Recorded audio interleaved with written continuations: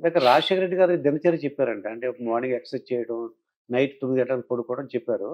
మిగతా టైంలో కలుసుకోవడం సెక్రటేరియట్ ప్రజలు కలుసుకున్నారు. మరి జగన్మోహన్ రెడ్డి గారి దినచర్య ఎలా ఉంటదంటారు ఆయన మీరు? కూడా పర్సనల్ డిసిప్లిన్ చాలా ఉంటది ఆయనది ఆ! గూడా. ఆయన గూడా ఆరోగ్యానికి సంబంధించి చాలా జాగ్రత్తగా ఉంటారాయన. హ్మ్. ఆయనకు దురలవాట్లేం లేవు. హ్మ్. ఆయన మందు జోలికి పోరు ఆయన. ఓకే. ధూమపానం లేదు. హ్మ్. ఇతరమైనయేం లేవు. ఆయన రోజు జిమ్ జేస్తారు. జిమ్ చేస్తారంట. ఆ! ఆయనకు శారీరక సమ్మ శారీక శారీరకంగా దృఢంగా ఉండే, ఆరోగ్యంగా ఉండే అలవాట్లే ఉన్నవాయనకు. హ్మ్. నైట్ పడుకోవడం మళ్ళీ మామూలంట. 6 ఆయన గూడా కల్లా 6 తర్వాత మామూలుగా 6, 7 తర్వాత ఆయన గూడా హ్మ్. ఈ అధికార కార్యక్రమాలేం చేయరు ఆయన చేయరు. గూడా. తర్వాత హాలిడేస్ కూడా పెద్ద కూడా ఏమి కార్యక్రమాలు పెట్టరని ఆయన చెప్తున్నారు. దాదాపుగా అట్లా ఏం లేదు హ్మ్. హార్డ్ అండ్ ఫాస్ట్‌గా. బట్ ఒక సిస్టమ్. ఆ సిస్టమ్ ప్రకారం ఏదో హ్మ్. ఏమంటారు అరాచకంగా ఉండకుండా హ్మ్. ఒక పద్ధతి ప్రకారం అధికారులైనా సరే, ఉద్యోగులైనా సరే, ఎవరైనా సరే హ్మ్. ఒక భాగం కుటుంబంతోటి, వ్యక్తిగత జీవితంతోటి ఉండాలి. హ్మ్. వ్యక్తిగత జీవితంలో ఉండాలి అని అందరూ అట్లా ఉండాలని కోరుకునే ముఖ్యమంత్రి ఆయన. అది ఎంప్లాయీస్ కూడా తొందరగా వెళ్ళిపోమని వాళ్ళకి 6కో ఎప్పుడో వెళ్ళిపోమని చెప్తారు ఇప్పుడు తెలిసింది. ఎవరైనా కూడా రాత్రి 12 దాకా ఎందుకు పని చేయాలి? హ్మ్. ఇప్పుడు మనం సిస్టమ్ పెట్టుకున్నాము. ఉదయం 10 నుంచి 6 వరకు ఆఫీసు వేళల్లో అన్నప్పుడు 6కి వాళ్ళు పని పూర్తి చేసుకొని వెళ్ళి వాళ్ళ వ్యక్తిగత జీవితం చూసుకోవాలి. పిల్లల్ని చూసుకోవాలి. వాళ్ళ చదువులు చూసుకోవాలి. హ్మ్. లేదా ఇంట్లో భార్యను చూసుకోవాలి. లేకపోతే వాళ్ళ ఇతర సమస్యలు ఏమైనా ఉంటే చూసుకోవాలి. హ్మ్. వాళ్ళు 24 గంటలు పని చేయాల్సిన అవసరం లేదు కదా! హ్మ్. అవసరమైతే తప్పదు. బట్ అవునండి. వీలైనంత వరకు హ్మ్. మీరు మీ ఆఫీసు, మీ ఉద్యోగ విధులు హ్మ్. ఈ సమయంలో చేయాలి. హ్మ్. మిగతా సమయం మీ కార్యక్రమాలు, మీ వ్యక్తిగత జీవితం. ఓకే అండి.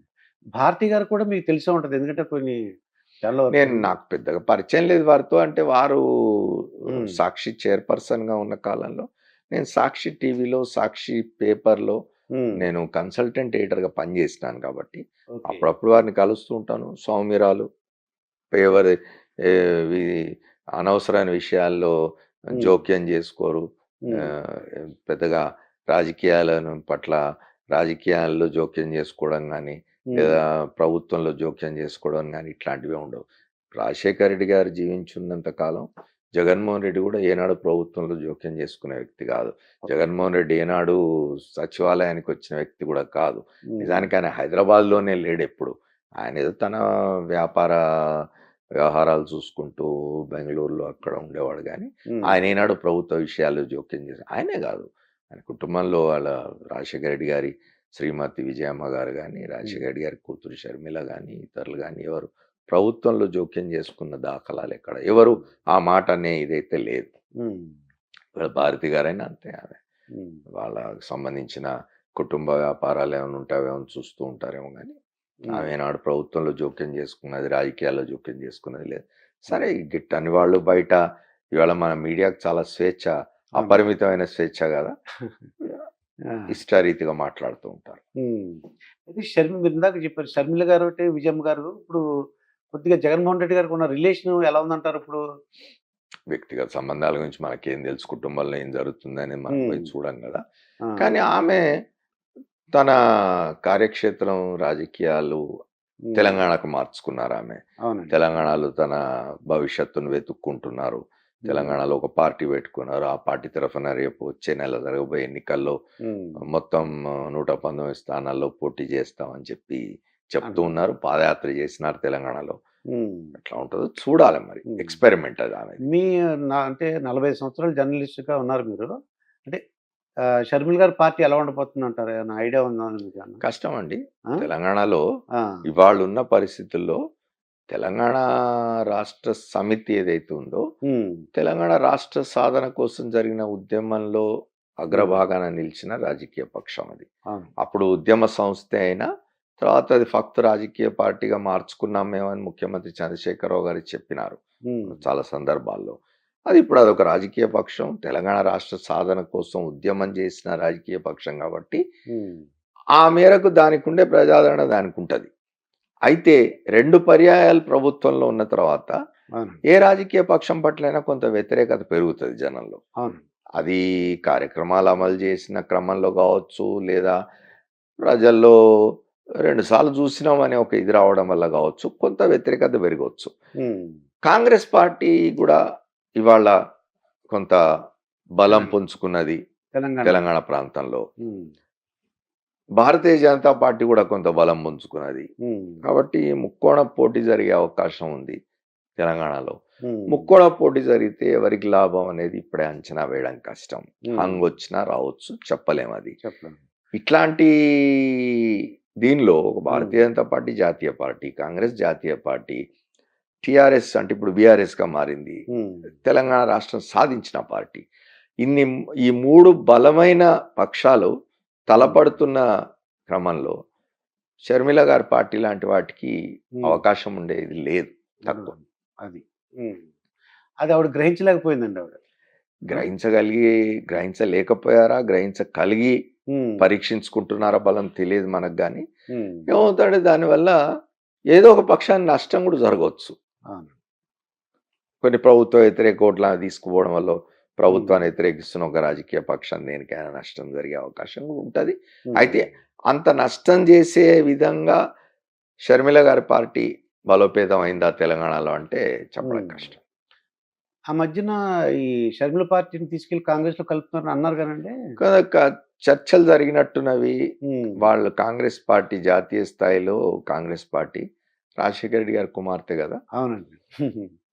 రాజశేఖర రెడ్డి గారి ఇమేజ్‌ను హ్మ్. కొంత వాడుకోవడం కోసం అని చెప్పి ఆమెను తమ పార్టీలో చేర్చుకునేందుకు కొన్ని ప్రయత్నాలైతే చేసినట్టున్నారు. హ్మ్. అవి ఫలించినట్టు లేవింకా. అవునండి. కాబట్టి ఆమె ఇప్పుడు తెలంగాణలో సొంతంగా తను బరిలోకి దిగుతున్నారు. కాంగ్రెస్ పార్టీతో కలిసి కాకుండా సొంతంగా బరిలోకి దిగుతున్నారు. అవును. కాబట్టి హ్మ్. తెలంగాణలో రాజశేఖర్ ఇప్పుడు మీరు చూడండి ఎన్టీ రామారావు గారి ఇమేజ్‌ను వాడుకోవడానికి హ్మ్. పురంధేశ్వరి గారిని బీజేపీ వాళ్ళు ఆంధ్రప్రదేశ్‌లో అవును. అధ్యక్షురాలిని చేసినారు అవును. బీజేపీకి. ఇప్పుడు అదా కాన్సెప్ట్ వాళ్ళది. అట్లా హ్మ్. తెలంగాణలో కూడా ఏమన్నా రాజశేఖర రెడ్డి గారి ఇమేజ్ వాడుకోవడానికి హ్మ్. బహుశా హ్మ్. షర్మిల గారిని పార్టీలో చేర్చుకొని కాంగ్రెస్ పార్టీ తరఫున ప్రచారం చేయిద్దాం, తిప్పుదాం అని అనుకుని ఉంటారు గానీ మరి అది హ్మ్. ఎందుకు సాధ్యపడలేదు? వాళ్ళ మధ్య టర్మ్స్ అండ్ కండిషన్స్ ఎందుకు కుదరలేదో మనకు తెలియదు. తెలీదు. అయితే రాజశేఖర రెడ్డి గారికి ఒక ఆత్మ అని ఉండేవాడు. కేవీపీ రామచంద్రరావు గారు. నా ఆత్మీయ కేవీపీ రామచంద్రరావు అనేవారు. అవును. అలాగే మన జగన్మోహన్ రెడ్డి గారికి ఎవరు ఉన్నారా సార్ ఆత్మలను గాని, లేకపోతే దగ్గర క్లోజ్‌గా ఇప్పుడు డిస్కస్ చేయడానికి? ఒక్కొక్క రాజకీయ నాయకుడు, ఒక్కొక్క ముఖ్యమంత్రి హ్మ్. ఒక స్టైల్ ఉంటదండి. అవును. అట్లా ఒక అప్పుడు పద్ధతి ఉంటది. రాజశేఖర రెడ్డి గారు ఏమిటి అంటే, ఆయన విద్యార్థిగా ఉన్న కాలం నుంచి మిత్రుడు కేవీపీ రామచంద్రరావు. హ్మ్. వాళ్ళిద్దరు నిజంగా గూడా రాజశేఖర రెడ్డి గారు చెప్పుకున్నట్టు రాజశేఖర రెడ్డి గారు హ్మ్. ఒక ముఖ్యమంత్రి